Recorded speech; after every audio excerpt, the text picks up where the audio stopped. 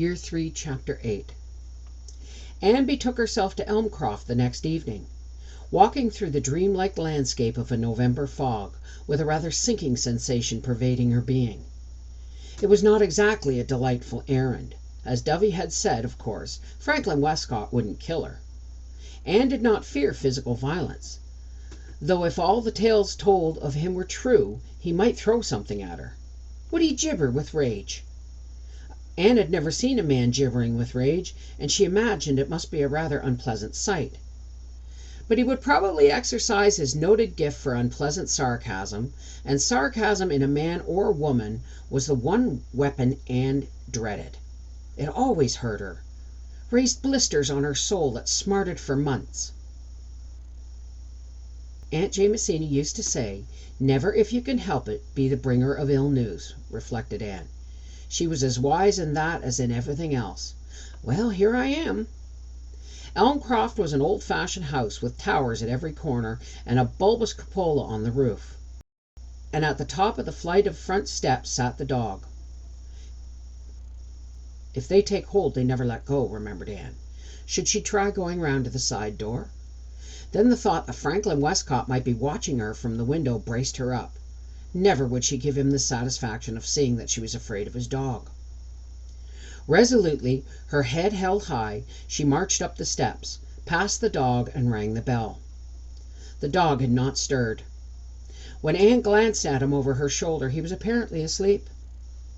Franklin Westcott, it transpired, was not at home, but was expected every minute, as the Charlottetown train was due. Aunt Maggie conveyed Anne to what she called the library, and left her there. The dog had got up and followed them in. He came and arranged himself at Anne's feet. Anne found herself liking the library. It was a cheerful, shabby room, with a fire glowing cosily in the grate and bearskin rugs on the worn red carpet of the floor. Franklin Westcott evidently did himself well in regard to books and pipes.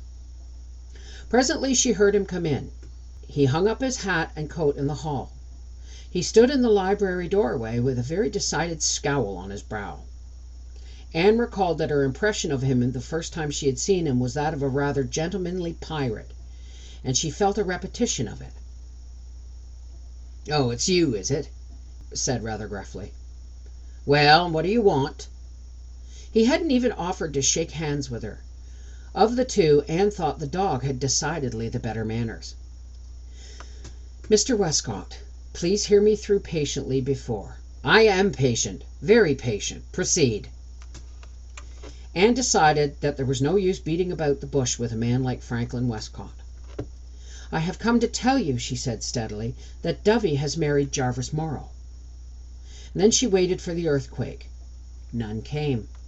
Not a muscle of Franklin Westcott's lean brown face changed. He came in and sat down in the bandy-legged leather chair opposite Anne. "When?" he said. "Last night, at his sister's," said Anne. Franklin Westcott looked at her for a moment out of yellowish-brown eyes deeply set under penthouses of grizzled eyebrow. Anne had a moment of wondering what he had looked like when he was a baby. Then he threw back his head and went into one of his spasms of soundless laughter. "You mustn't blame Dovey, Mr. Westcott," said Anne earnestly, recovering her powers of speech now that the awful revelation was over. "It wasn't her fault." "I'll bet it wasn't," said Franklin Westcott. Was he trying to be sarcastic? "No, it was all mine," said Anne simply and bravely. "I advised her to be married. I made her do it. So please forgive her, Mr. Westcott."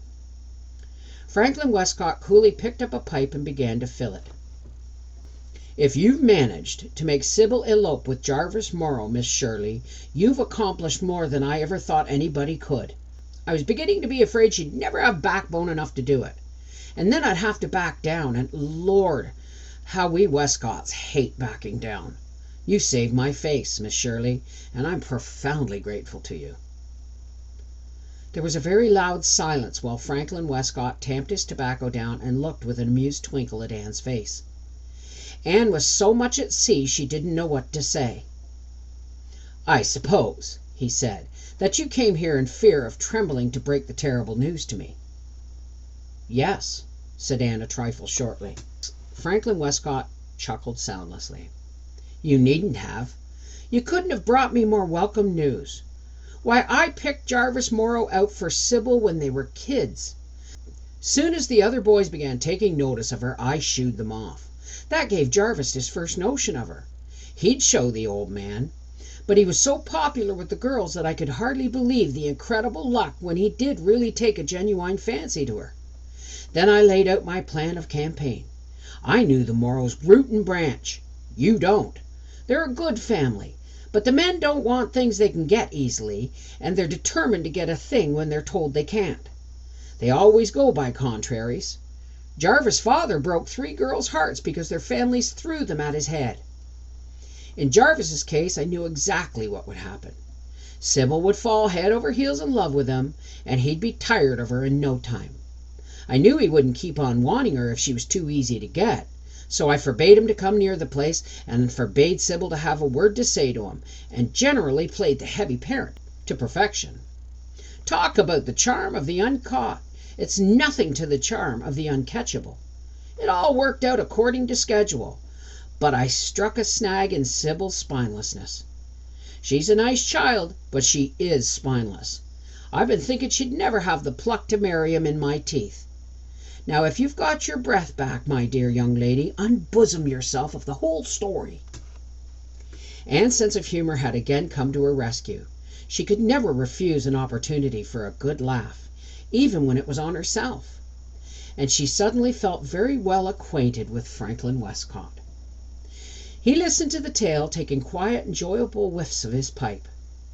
When Anne had finished, he nodded comfortably. "I see I'm more in your debt even than I thought. She'd never have got up the courage to do it if it hadn't been for you. And Jarvis Morrow wouldn't have risked being made a fool of twice. Not if I know the breed. Gosh, but I've had a narrow escape. I'm yours to command for life. You're a real brick to come here as you did, believing all the yarns gossip told you. You've been told aplenty, haven't you now?" Anne nodded. The bulldog had got his head on her lap and was snoring blissfully. "Everyone agreed that you were cranky, crabbed and crusty," she said candidly. "And I suppose they told you I was a tyrant and made my poor wife's life miserable and ruled my family with a rod of iron." "Yes, but I really did take all that with a grain of salt, Mr. Westcott. I felt that Dovey couldn't be as fond of you as she was if you were as dreadful as gossip painted you." "Sensible gal. My wife was a happy woman, Miss Shirley. And when Mrs. Captain Macomber tells you I bullied her to death, tick her off for me. Excuse my common way. Molly was pretty, prettier than Sybil. Such a pink and white skin, and such golden brown hair, and such dewy eyes. She was the prettiest woman in Summerside. Had to be. I couldn't have stood it if a man had walked into church with a handsomer wife than me. I ruled my household as a man should, but not tyrannically. Oh, of course I had a spell of temper now and then, but Molly didn't mind them after she got used to them. A man has a right to have a row with his wife now and again, hasn't he? Women get tired of monotonous husbands. Besides, I always gave her a ring or a necklace or some such gaud after I calmed down. There wasn't a woman in Summerside had more nice jewelry. I must get it out and give it to Sybil." Anne went wicked. "What about Milton's poems?" "Milton's poems? Oh, that! It wasn't Milton's poems, it was Tennyson's. I reverence Milton, but I can't abide Alfred. He's too sickly sweet. Those last 2 lines of Enoch Arden made me so mad one night I did fire the book through the window. But I picked it up the next day for the sake of the bugle song. I'd forgive anybody anything for that. It didn't go into George Clark's Lily Pond. That was old Prouty's embroidery. You're not going? Stay and have a bite of supper with a lonely old fellow robbed of his only whelp." "I'm really sorry I can't, Mr. Westcott, but I have to attend a meeting of the staff tonight." "Well, I'll be seeing you when Sybil comes back. I'll have to fling a party for them, no doubt.